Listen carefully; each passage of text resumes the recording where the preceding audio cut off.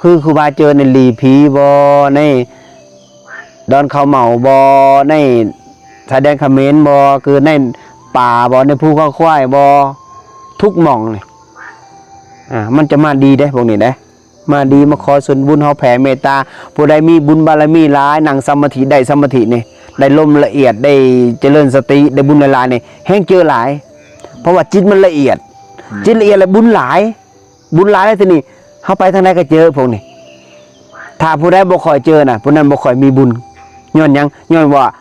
เขาฮู้เด้พวกอาบุญฮู้ว่าผู้นี้บ่มีบุญถ้าจะปรากฏประกายเห็นหรือว่าจะขอเสียงมันก็บ่มีส่วนบุญให้มันสิขอไปหยังแม่นบ่คือเปรียบเสมือนกับคนเฮาอุปมาไว้ว่าเจ้าบ่มีเงินข่อยก็บ่ขอนะถ้าเจ้ามีเงินข่อยจังขอนี่ต้องเข้าใจเด้อตัวนี้เด้อถ้าผู้ใดเจออย่าแหลนมีแต่นั่งเมตตานั่งแผ่เมตตานั่งสมาธิเบิ่งลมดึงลมเข้าหูจักลมเข้าลมออกปุ๊บให้มีสติหลายให้หน้าตามันผ่องใสจิตมันผ่องใสมันขาวสะอาดปุ๊บจิตละเอียดปุ๊บสิ่งพวกนี้จะเข้ามาขอส่วนบุญหลาย